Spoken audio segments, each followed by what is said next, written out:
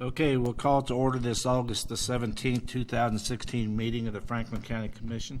Roll call. Commissioner Waymire? Present. Commissioner Renaud? Chair Howard? Present. Commissioner Harris? Present. Commissioner Dunn? You all stand and join us in the Pledge of Allegiance. Please remain standing for the invocation that will be led by Pastor Aaron Harshaw. I pledge allegiance to the flag of the United States of America and to the republic for which it stands, one nation, under God, indivisible, with liberty and justice for all.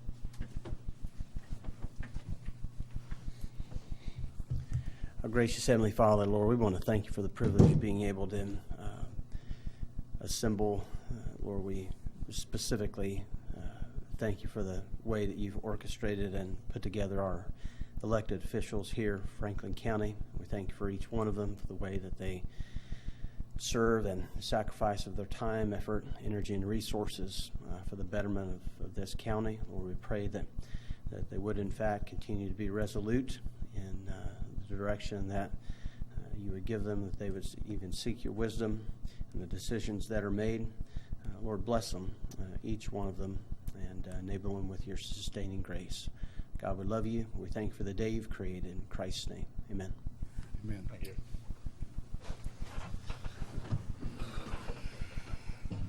Today it takes us to correspondence and organizational business. John? None at this time. Okay, takes us to public comment. A citizen desiring to speak on an item not on the agenda may do so at this time. Discussion is limited to 5 minutes, and the commission will not take action or discuss items at this time. Discussion should be limited to matters of county commission business, and public comment is not permitted in regard to personnel matters or on pending legal matters. Items introduced under public comment may become agenda items at a later date. Mr. Woogie?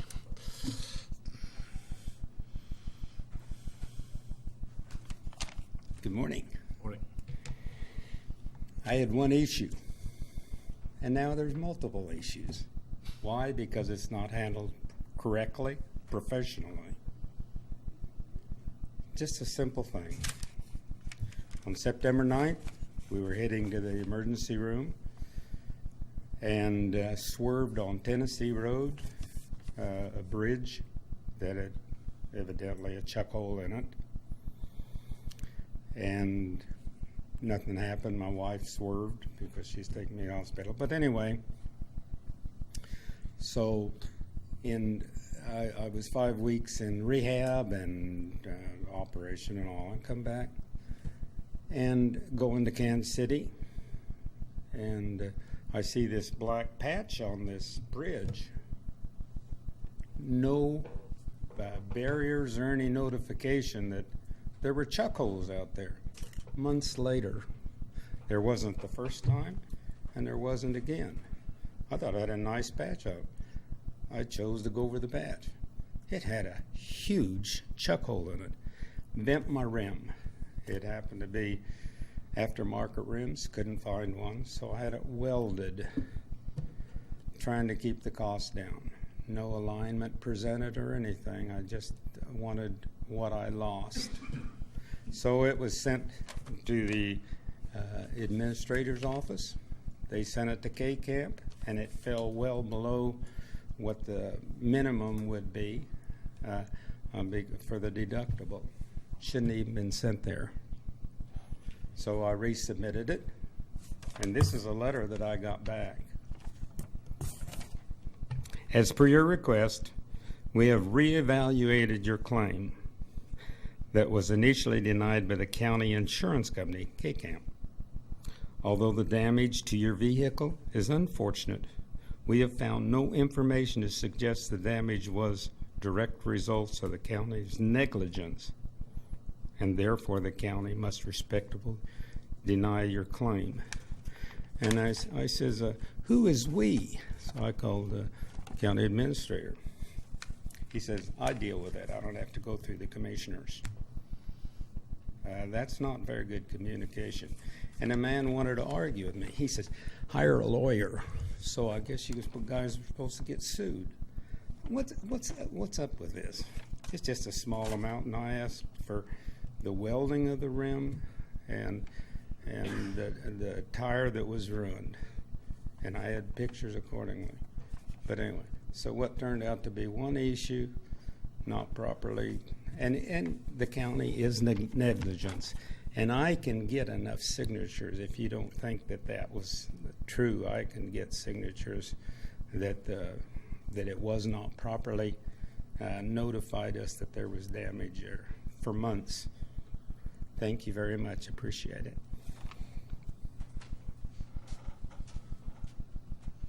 That's the only one signed up yet. Okay, that takes us to the consent agenda. Items on the consent agenda that need considered and approved today will be the commission meeting for August the 10th, the minutes, and also to consider and approve claim vouchers in the amount of $1,528,986.68. There are no tax change orders. If there's no questions on this, I'd look for a motion to approve the consent agenda. So moved. Have a motion, is there a second? Second. Have a motion, is a second, Jim? Commissioner Waymire? Yes. Commissioner Harris? Yes. Commissioner Dunn? Yes. Chair Howard? Yes. Okay, it takes us to items of business. The first item of business today is to receive a COF mid-year update. Mr. Patton?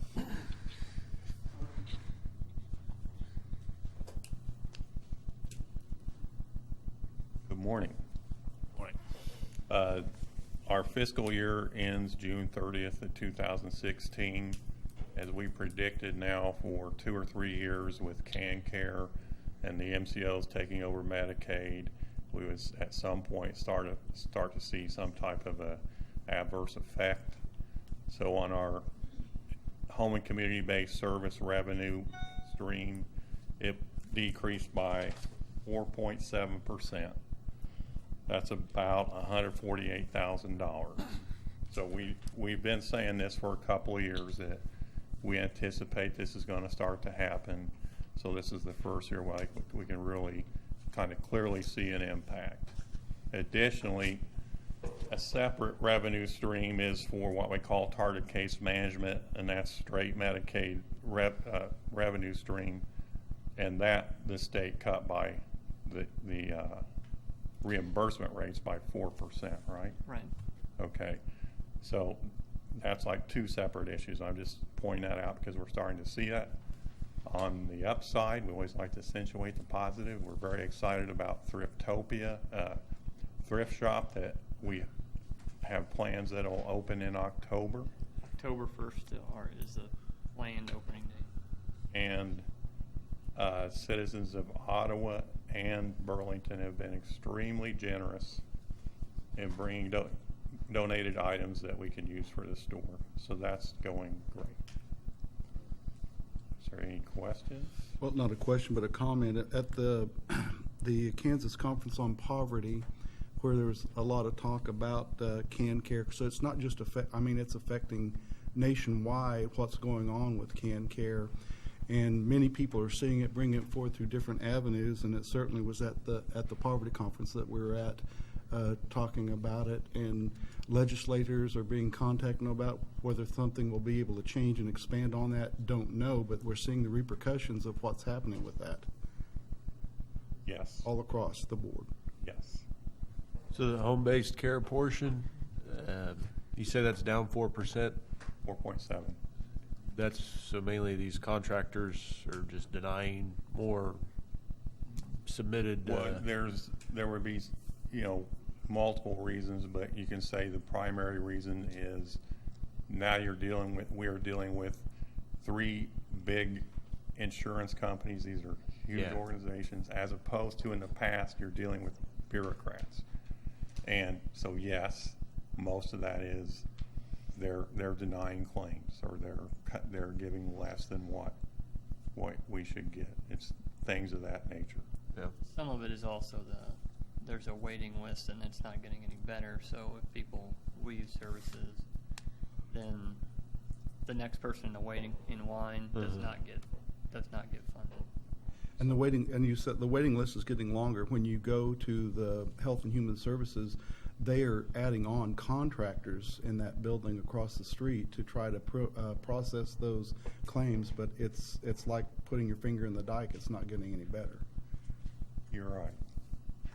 So dollar-wise, what's the ground, I guess, you've lost as far as revenue? On the HCBS side. Or both of them, that and the- It was 148,312. On the home case? Right. So What about the 4% rate? What do you figure that? I don't know that right now. That'll be, I guess it just cut, so you probably wouldn't start seeing that till that just started. next month or this month. But Right, and that was part of the budget process where they're trying to save money. Sure. So it's like, it's over here, a separate line item or a separate revenue stream. So that wasn't directly because of the shift to CanCare, Sure. right? But, I mean, rough guess, I mean, that'll be at least $15,000. Yeah. So, Thank you. We'll take all the good luck we can get. Appreciate the work that you guys do. Okay. Chris, I went to the area agency on aging, and the governor had a 4% across the board cut of all agencies and departments, and of course affected state funding for that agency too, and they looked at about a 4% cut too. So Yeah. Well, what, social programs are taking a hit this year. they're taking a hit, and I've been saying this, I've been here for 5 years, and I think every year I say it's coming, it's coming, it's coming. And I think, well, okay, now we're seeing it.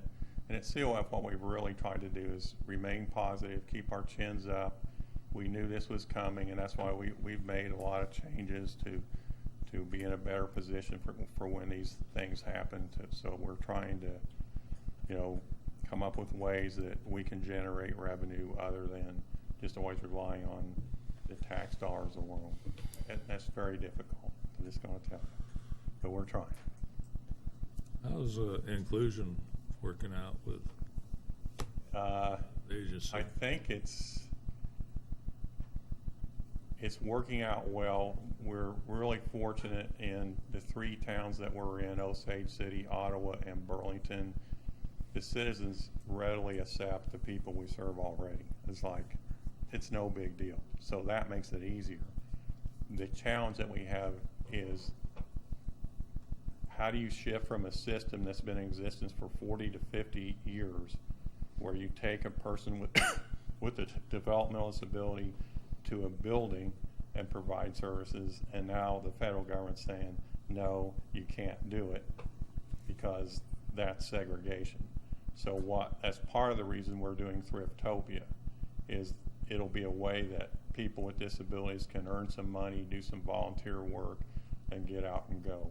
But I'd say overall it's going well, and a lot of it is great credit to the 3 towns we happen to be in, being very open to the people we serve. Good. But again, no one sends you it, they just tell you to do it. They don't tell you how to do it, and they don't understand. In rural America, it's not as easy as if you're in a big city on the East Coast to make this happen. Yeah. thank you. Anything else? Appreciate what you do. Okay, we appreciate your support, we really do. Thank you. Thank you. Okay. Second item of business will be to receive a community partners quarterly update from the Franklin County Development Council. James?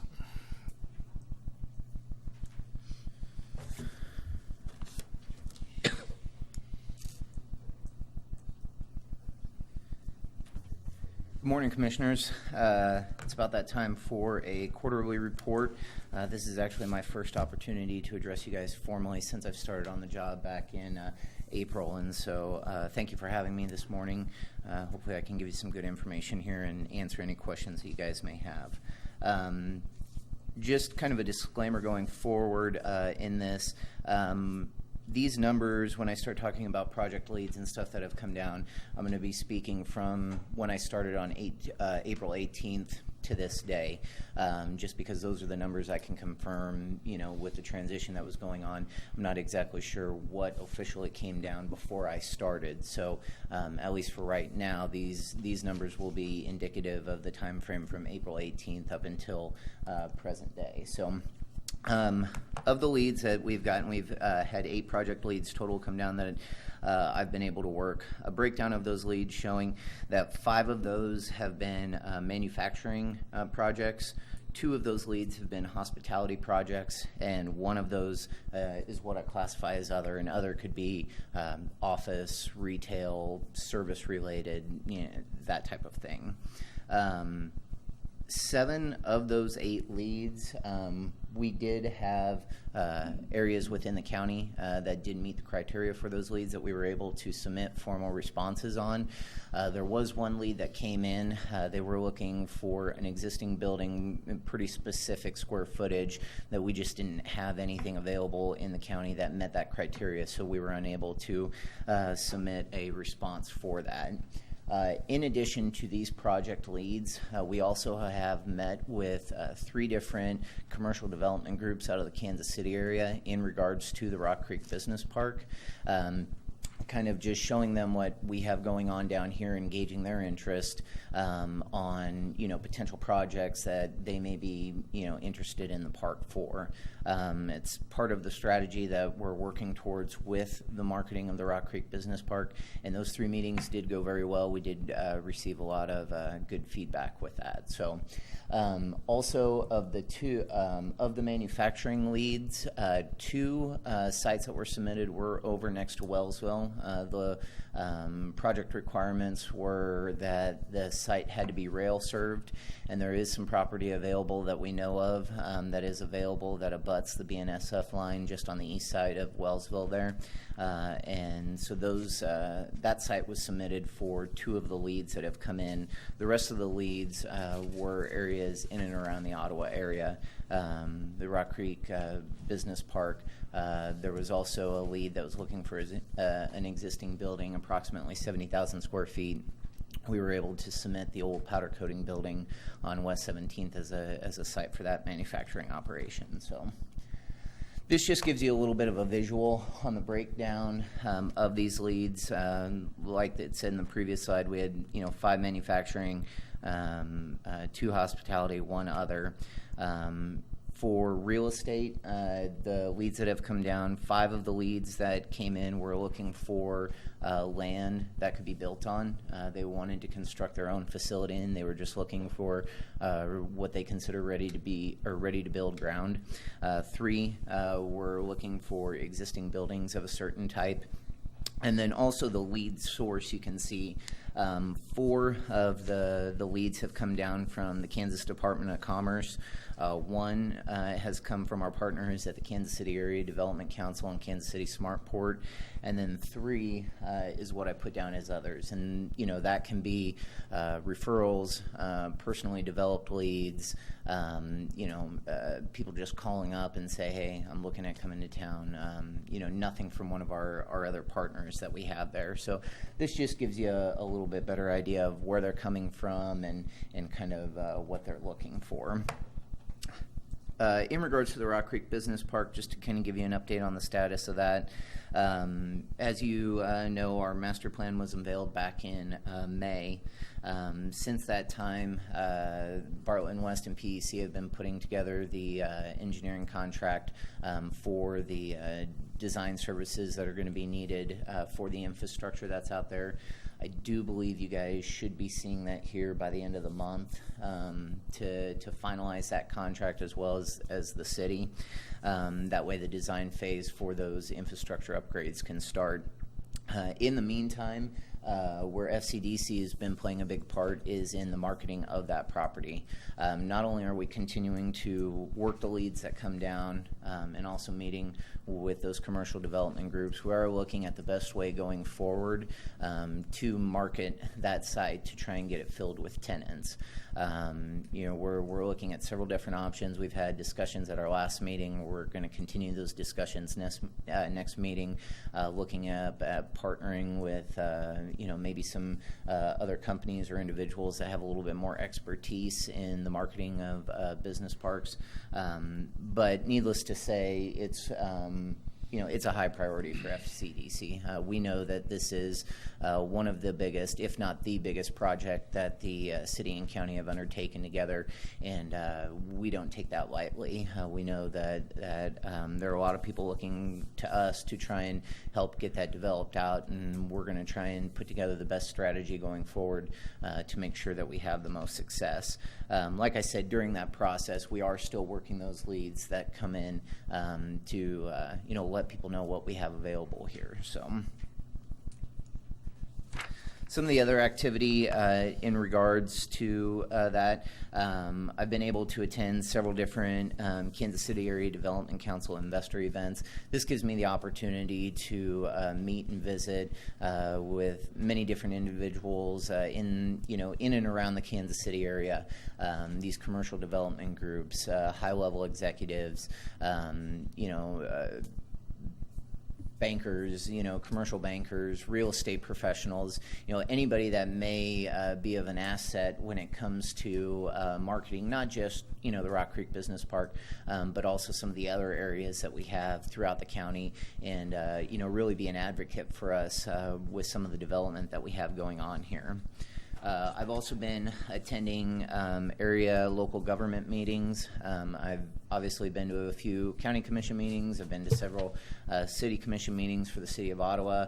I've been to almost every other city council meeting within the county, with Lane and Rantoul being the only ones that haven't gotten scheduled yet. Been to Princeton, Richmond, Pomona, Wellsville several times, Williamsburg several times. I've even been to a rural water district meeting as well too. So definitely making my way out and about around the county, and really, not only giving updates to those communities as far as what FCDC is doing, but one of my goals since I've been here, and I haven't been shy about it, is I would really like to see more buy-in from the area communities as far as becoming a member of FCDC, more so from just showing, that strong front that all the towns in the county are really buying into what we're doing here and support the development of the county going forward.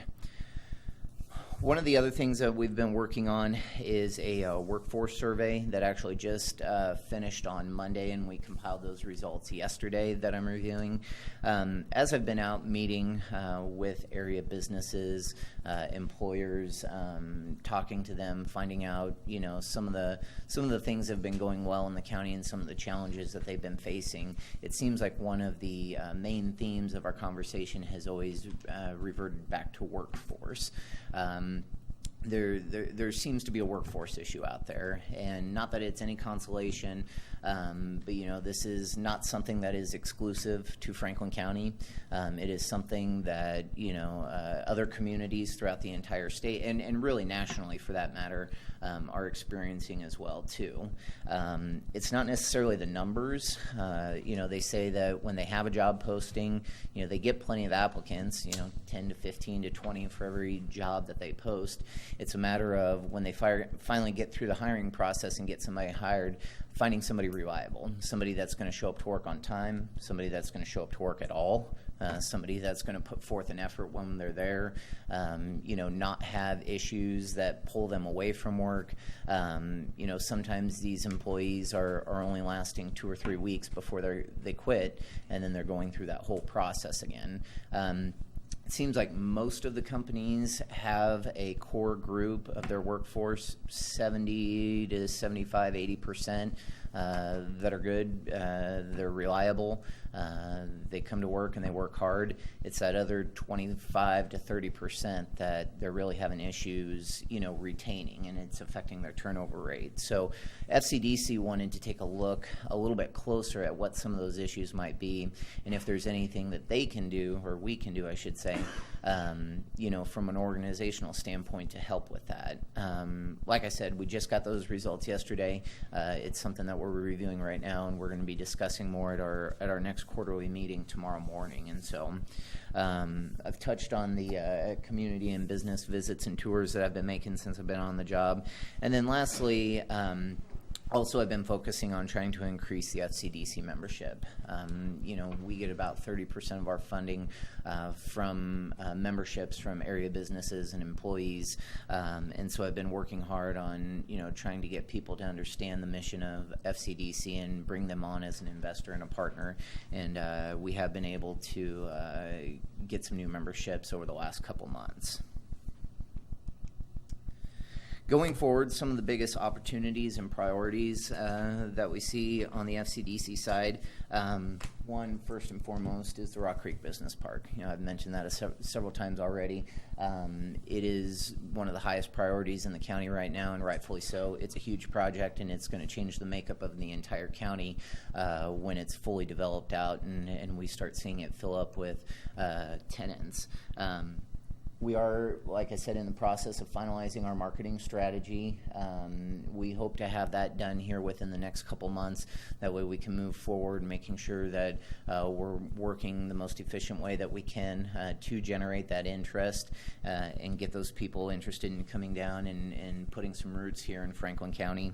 And in the meantime, we continue to meet with the consultants and developers to secure tenants. We continue to work those leads and really push Franklin County in general as a great place to not only locate your business, but a great place to live and work as well.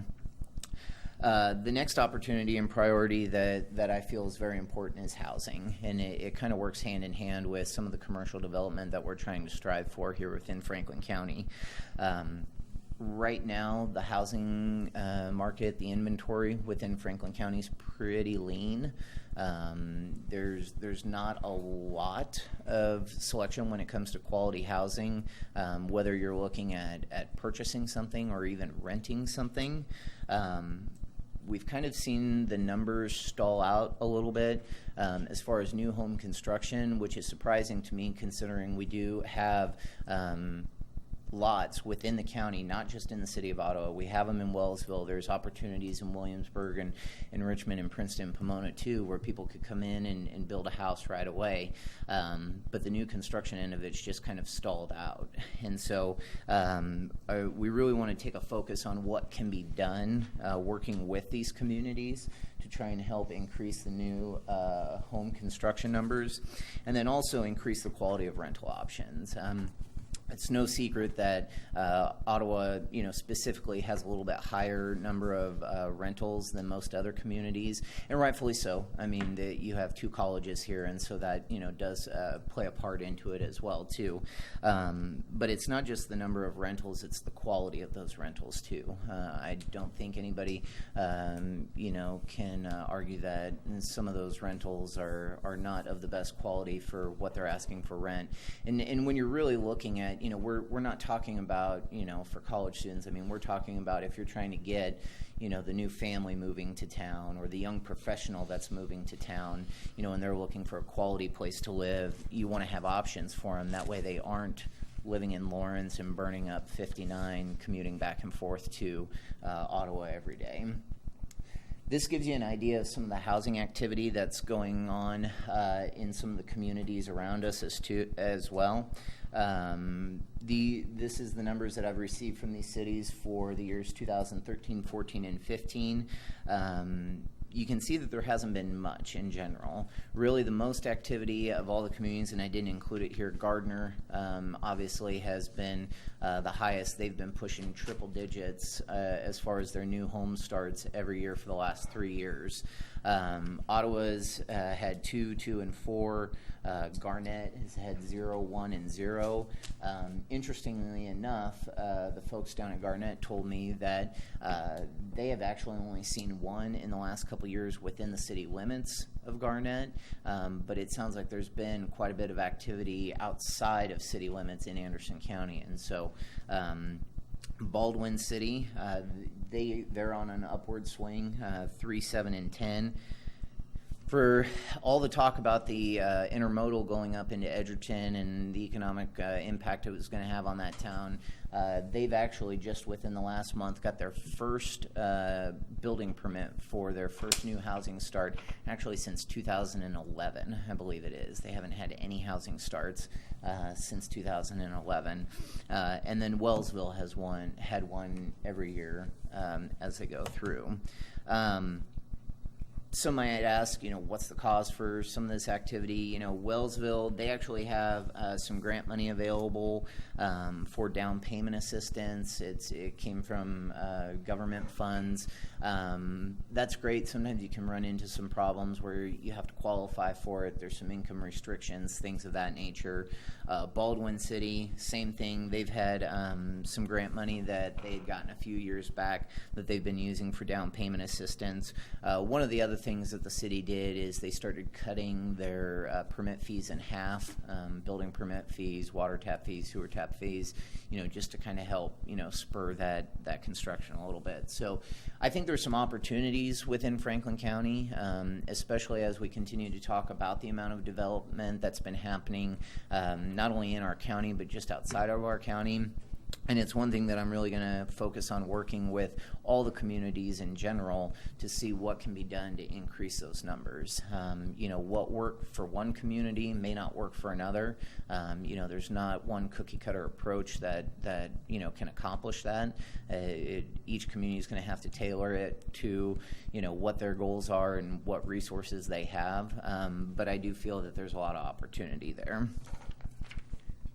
And then this just gives you an idea of some of the upcoming events that we have going on here. Thursday morning, we have our FCDC quarterly full board meeting. On Thursday night, I'll be attending another Kansas City Area Development Council Investor/Economic Development Alliance event in the Kansas City area. On September 25th through the 28th, I will also be attending the IEDC annual conference. On October 25th, we have our FCDC annual banquet. And then on November 10th is this year's Day on the Job program that's been going on the last several years. It actually got pushed back a little bit this year for two reasons. One, that week on the schedule worked a little bit better with the sports and everything, so there wasn't any conflicts with students having to leave the program early, which has been sometimes an issue in the past. But then two, we actually have 3 new people in roles that are going to be planning Day on the Job this year in their first year, so the extra month might not be a bad thing to help with that. So, and that's all I have. I can open it up to any questions that you guys may have. Not really a question, but a comment on the housing. If you look at the evolution of it, at least in our areas, that when I came here in '95, when the Walmart DC went up, that was one of the primary missions as HR director, to go around and look at housing available, which there was little to none. But if you look at when, what was it? It was Our Own Hardware that was in there before American Eagle, and then Walmart came along. Is that the housing trends, if you go back and look at them, have tended to follow the evolution of manufacturing coming in. Mm-hmm. And even though we're talking about Edgerton, nothing coming up there with the intermodal, of course, it's just a hop, skip, and a jump over there to Gardner. So right. I will guarantee you that a lot of the people that are working at the intermodal, a great deal of them are coming from the east, mm-hmm. From living there. So as if past history is any indication, it would be with the implementation or the of manufacturing coming in and being established, and then the influx of wages into the economy, then the housing has followed it traditionally. Mm-hmm. How does foreign investors, how do they get in the system? I'm sorry, say that again. Foreign investors, how do they get in the system? If somebody outside the country is looking, they go Well, through? we actually, with our partnership with KCADC and KC Smartport, we work with somebody who's actually in charge of the Foreign Trade Zone Commission up there. They work out at New Century, and that's really where our partnerships with them, come into play because they do. I mean, they work a lot with the foreign investors as well too. We're actually in the process of right now. They're actually trying to extend that foreign trade zone to include Franklin County. In fact, the last update I got on that was we should know something here hopefully by the end of the year. And then what that does is that just kind of helps, kind of remove some of the red tape from the process when a foreign investor does want to come in and do some business or put in some operations here. So that's more handled on our partnership levels with them. We don't do a lot directly in-house with that.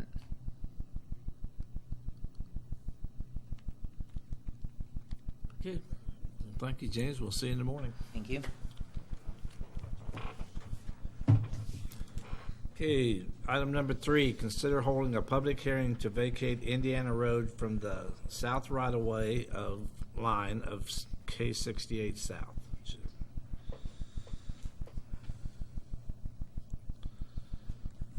Good morning, Commissioners.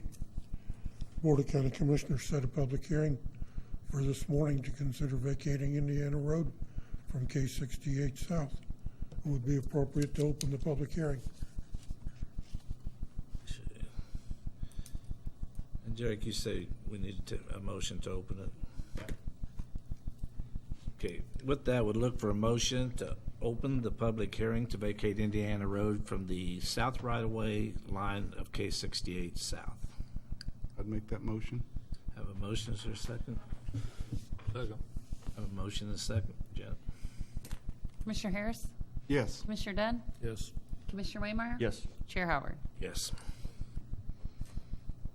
Okay, with that, do we have anyone signed up to speak on this? It's a public hearing, so we'll just open it up Yeah. to anyone who's here that would like to speak on it. Anyone here wish to speak on this item? I'm one of the fellows that asked you to do that, and of course. You want to step up and please and give your name and your address? My name's Donald Johnson. I live at 1939 Highway K68, and I've lived there for all my life, so except for a couple of years. But I've been aware of this road for about that long, but whatever. And I did custom work back on that area before I owned land in that area. And usually when it comes time to haul your crop out, it's just hump, hump, hump with ruts and from the four-wheelers in there ripping around. It's not our fishermen, and I hate to see it close for the fishermen's sake, but what can we do when you can't keep the four-wheelers out because it's public road. And so we've asked for you to close the road. We'll put a gate up and take care of the maintenance ourselves then. How many landowners did this affect? Doesn't landlock anyone? Anyway? No, I don't think so. There would be 3 parcels that would not have access to a public road. And they've All 3 of them signed the petition to close Okay. the road. I thought so, okay. So all 4 have, All 4 requested it be closed. okay, Thank you. thank you. Okay. Any more comments on this? Kind of what we talked about the other day. I'm aware of this road. I've known about it and the problems that went all along with it for quite a while. But procedurally, I guess my only concern still would be we would never allow a lot split that landlocked a parcel, and that's against our policy. But that's in effect what we're doing. So policy, procedure-wise, I have concerns over it. I agree this is the best thing for this particular road. I mean, it's in a floodplain. It's not, or just not going to see development, or it's hopefully going to be agriculture for the foreseeable future. Procedurally, though,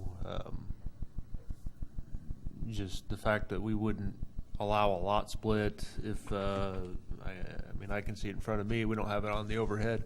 If these two larger tracks to the east of Indiana were one, we wouldn't allow that to be split because it wouldn't have the frontage, it wouldn't meet the requirements, but that's in effect what we're doing when we remove the road right away. But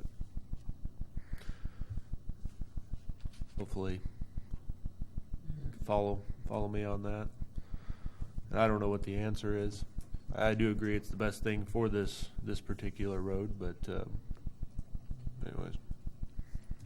I mean, we have in the past, not too often, but we have went back after the road was vacated and opened it back up if a situation arises that And that's just is necessary. That's just it, is that you can go backwards. And of course, I know we have rules and regulations, but sometimes exceptions come forward that exist that you have to make a ruling on because the exception does exist to the rule. Well, and I would add, and I'm not inclined to give legal advice to private landowners, and I don't think this board should either, but the owners out there who may or may not become landlocked because of this vacation would have legal remedies to obtain access. There are easements by necessity, and that because of the parcels being in place, I am confident that they would have legal access to their lands. So, But it also creates the very type of issue we try to prevent with zoning. And yeah, there are remedies. You can go to court and fight it, and obviously you have to have it to be able to get to your land, but those are the types of things we try to prevent in the first place, which is why we have zoning and why we, And I hear what you're saying. It's setting that precedent for the situation. maybe going forward, requiring or asking that an easement providing access to those landlocked parcels so they could have a driveway to get in and out be presented, just so even if it's not our fault or something we can't fix in the future, the next landowner, in an estate or just down the road doesn't come to us and say, you guys completely didn't think this one through, which is what happens time and time again, whether or not it's our fault or something we can fix.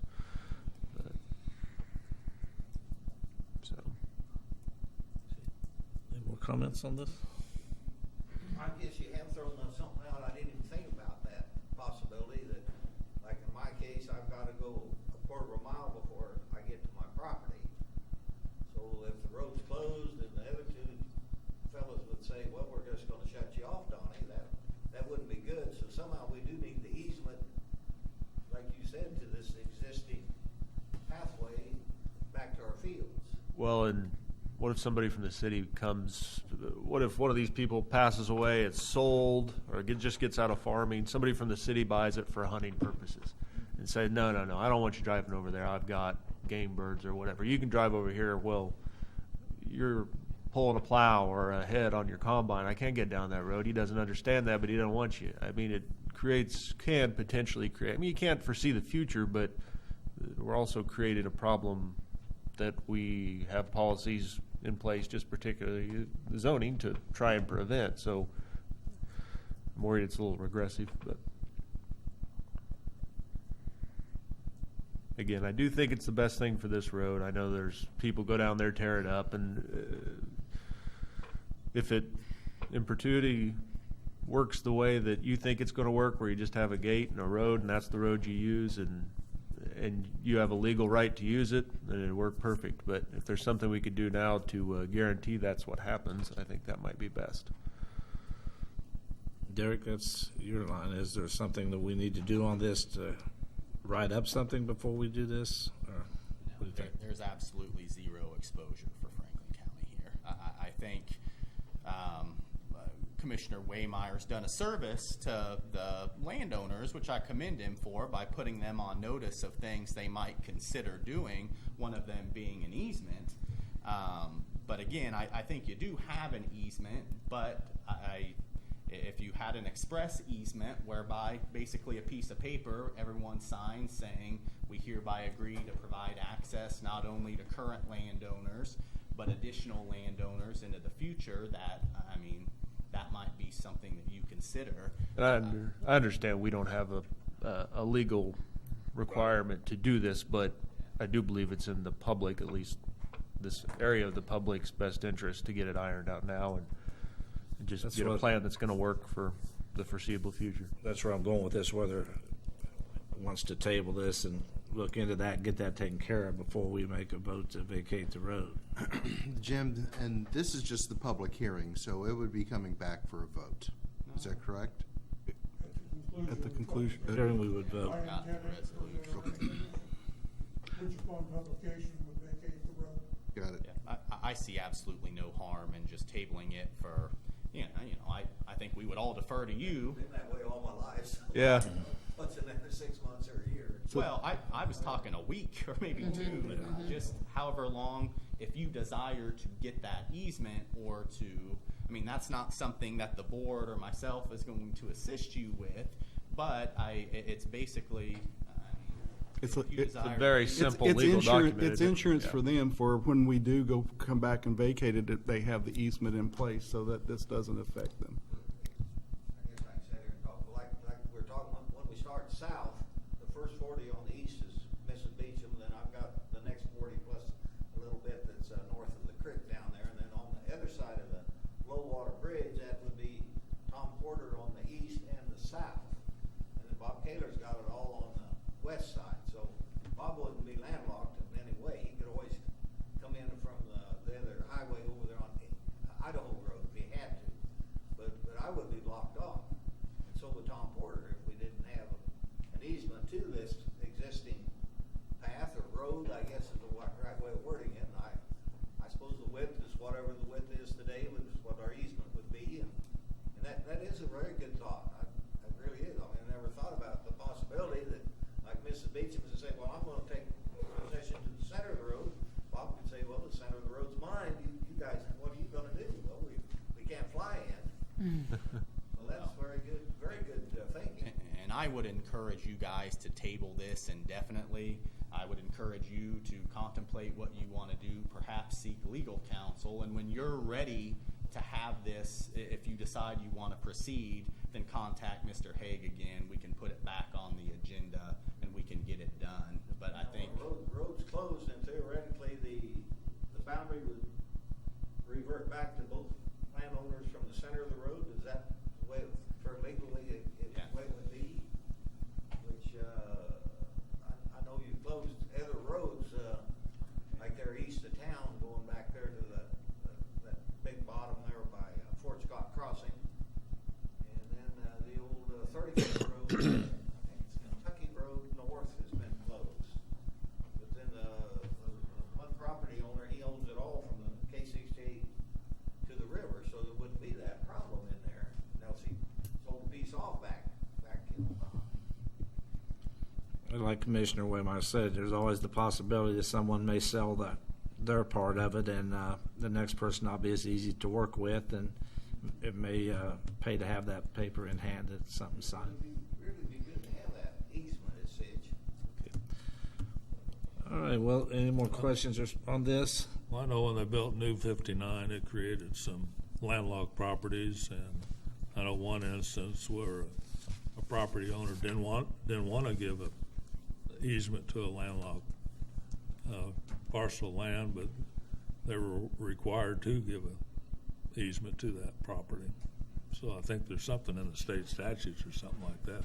Well, there is, but to speak to a good point that Colt made, I think having an express easement eliminates there having to be any kind of litigation or any kind of court action. It's basically on its face gives that Better right. policy. It is. It really is. So do we need to have the chair close the public comment and then make a motion to table? Make a motion to close the public hearing and then make a motion to table. Okay. Okay, with that, we'll look for a motion to close the public hearing. So moved. Have a motion second? Second. Motion and a second. Commissioner Dunn? Yes. Commissioner Waymire? Yes. Commissioner Harris? Yes. Chair Howard? Yes.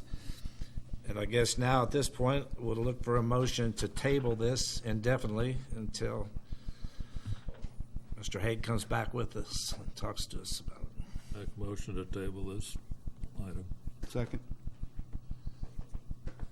Commissioner Waymire? Yes. Commissioner Harris? Yes. Commissioner Dunn? Yes. Chair Howard? Yes. Okay. Takes us to staff reports. Commissioners, just one thing, or a few things, but to start with, if there's any questions about the concern that Mr. Woogie posed, I would be happy to have that discussion with you at any time. So, second thing is that the joint luncheon is today, and that was the Image Awards. And that will be at Garfield School, is my understanding, is where that'll be today. Farm Bureau meeting tonight, and it is my understanding that, let's see, Colt, Rick, Roy, and wife will be attending that, and I will be as well. So just a reminder of that. The 911 resolution. I'm working with the sheriff and also the emergency management director. We're putting together a transition plan, as far as so that we can have a date. I'll let the commission know exactly what date we would be making that transition. So we're working on that, and it is my expectation that we'll be bringing that to you next week. The RFP for an organizational assessment. That is something that we budgeted for the 2016 budget year to do a workflow analysis and organizational assessment. I'm working on that right now and should be bringing that to you in the next couple weeks. Engineering agreement, again, as was discussed by James, we're working on that. We have it largely completed. Just a few small details to work out between the city and ourselves, and we should have that done within the next couple days. So, and again, we're looking at a joint meeting for that, and we'll let you know when that is scheduled as soon as we can get that scheduled. So that is all I have now, unless the board has anything. Derek? James, anything else you want to add? Allie? Jim? Jen? Those are quick and easy. Takes us Commissioner comments, board reports. Went to the hospital board meeting last night. A lot of standard business, but they discussed further some of the possibility of looking into rebranding. They reviewed their annual goals, and it's about mid-year where they're at on those. Their emergency preparedness, and adopted a different, or they looked at a different helipad utilization policy. I attended the ECAN meeting last night. It was quite an extended meeting, and I'll try to put into briefly what all we covered. But Head Start is a big program within ECAN. Of course, the East Central Kansas Economic Opportunity Corporation, what ECAN stands for, it services Anderson, Coffee, Douglas, Franklin, Lyon, Miami, Morrison, Osage County. It covers quite a territory. And within that, you have Head Start, and it's our responsibility to have oversight on that. We reviewed the bylaws for the governance for the Policy Council and how that works.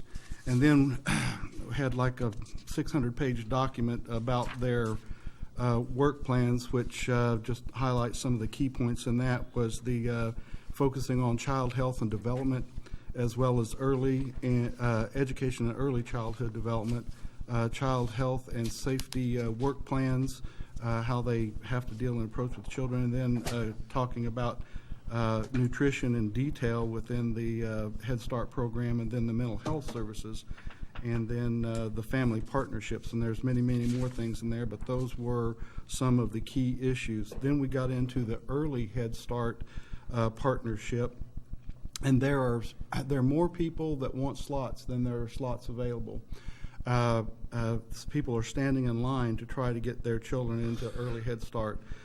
So what we did was we reached out with a MOU, a Memorandum of Understanding, with Douglas, Osage, and Lyon County to try to gain at least 28 more slots, and we'll see what comes from that. We also did over the past several months, did an outcomes report, which basically is a parent survey relating to a needs assessment, which this relates to something that James had actually talked about and it goes directly to case management section 2. The highlights is that people that are trying to become self-sufficient, which is the big focus of ECAN within nutrition and employment, transportation comes up again and again in our surveys for people that are seeking the opportunity for employment, but just to get around to buy groceries or to go to doctors and things like that. But the employment piece was pointed out again and again from the assessment survey throughout these counties is the lack of transportation to be able to get from their place of residence to an opportunity for employment. Then we went into the director's report, which we just concluded the summer lunch program that was done here in Ottawa and also in Franklin County, and over the course of those several weeks served over 2,600 lunches, meals to children. Some of the highlights within that program is that the Ottawa Chief of Police came out and spoke to youth and helped pass out meals. They brought the McGruff crime dog out there and spoke about not using drugs, and our own Franklin County Sheriff's Department brought their drug dog out there and explained to youth how the dog is trained to sniff out drugs, and also gave talks about don't do drugs. We had out of our Youth Action Council, 1 out of 60 people nationwide was selected as the student that would go to the National Student Leadership Academy in Philadelphia, and that's from our community. We had a state monitoring visit, which is a new thing by the state. As money becomes tighter, it seems like oversight also becomes tighter too. Anyway, reviewed out of 58 standards passed, and we did the best for this kind of organization. We had 53 standards that were met, 3 that were partial, and 2 that were not, but both of those are corrected already. And I believe the commission usually goes to the annual dinner, and that is scheduled for being on Tuesday, November the 15th at the Ottawa University Student Union. Then the last thing that we discussed in detail, looked over our strategic plan. Then we have an all-day retreat on a Saturday on September the 17th, which is the week of the car show, to study and develop and polish up our strategic plan to focus on helping people in this area that's served to become more self-sufficient. And that is just the highlights of all the things that we covered. Roy. Well, I went to the Agency on Aging board meeting yesterday morning, and it was extended meeting also. Of course, when they found out there's going to be a state cut on senior services, they had to revise their 2016 budget to make some adjustments there to meet that reduction, and also the 2017 budget to make adjustments for that cut. And let's hoping that funding will be returned to full strength in a year's time. It's wishful thinking, I think, but always positive, but they're kind of in a situation where they got a lot of people on a waiting list also to get senior services, to help people get on Medicare and Medicare services, and a lot of times it's when they don't get the services to keep you in the house, your home, and that sort of thing, then you end up on Medicaid, and it goes back, and the state still gets hit with the funding for the seniors. So anyway, they're promoting, trying to get funding back from the state. They do have a waiting list for their services, and so somebody passes away or moves into a nursing home or something like that, then they got those slots immediately taken up by somebody else that need the services. So it's like a lot of these agencies, they need more funding, and they do what they can, the best they can with what they get. Did they give you an idea on what the shortfall on their budget was going to be with the cuts on a dollar amount? I didn't get the exact dollar amount on that. That's all I have. Good. And I have not attended any meetings since our last meeting, so if nothing else, with that, we'll look for a motion to adjourn. So moved. A motion and a second, whatever you want to take. I'll be two. All in favor, say aye. Aye. All opposed? We're adjourned.